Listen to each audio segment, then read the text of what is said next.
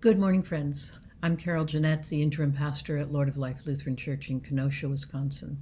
I hope you're doing well. In a few days, my husband and I are taking a road trip to pick up our son, who's been quarantined at a friend's vacation home in Iowa after he returned from Uganda, where he went after he went to India. We're excited. We're excited about seeing our son, of course, but we're also quite excited about taking a road trip.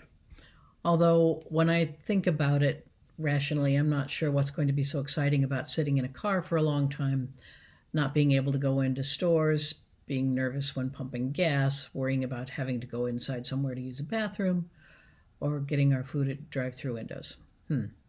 Okay, maybe I shouldn't be that excited. But what I want to talk about this morning is about how worry about this trip kept me up the other night, kept me awake. I can't count how many road trips we've been on, how many times we've driven across the country or just over a few states. And except for when we're driving in Great Britain on the wrong side of the road, I'm generally not a nervous driver or passenger. But for some reason, the other night, I started worrying. What if we have an accident on the way to Iowa?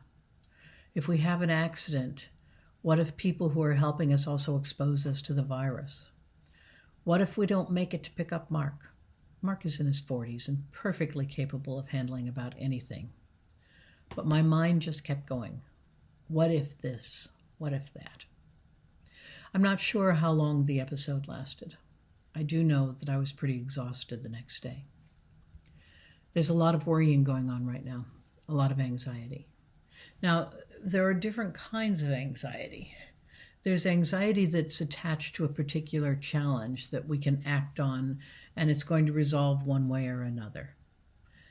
And then there's another kind of anxiety. I think about it as chronic anxiety. And chronic anxiety kind of floats in the atmosphere. Doesn't necessarily relate to specific challenges. There's a lot of chronic anxiety right now. Now, it's real and it's to be expected given what's happening. I don't want to dismiss it. But this floating anxiety, this what-if anxiety, seems to need particular topics to latch onto. And it seems that our road trip, just like thousands of road trips we've done in the past, became a landing pad for this chronic anxiety. And when it landed, it got my sleepy head going, and the worry just escalated.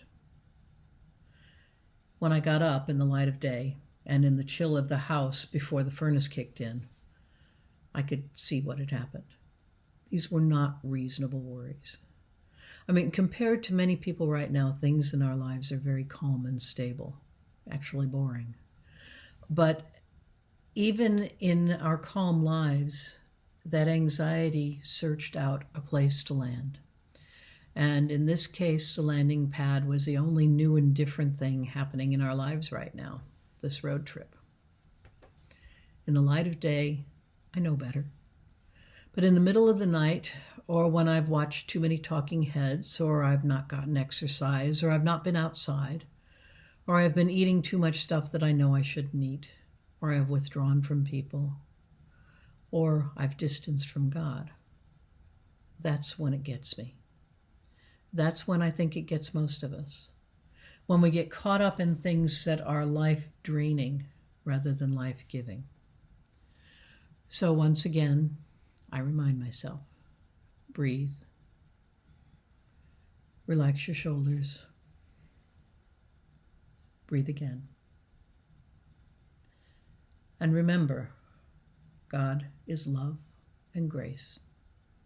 God is present in the middle of this, and our creative God brings life out of death.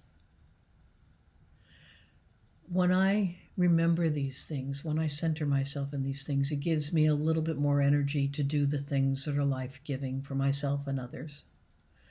And doing those things, it seems to close down some of those landing pads for the floating anxiety. I sleep better, and I'm better the next day. There's a pattern here. God is love and grace. God is present in the midst of this. Our creative God brings life out of death. Thanks be to God.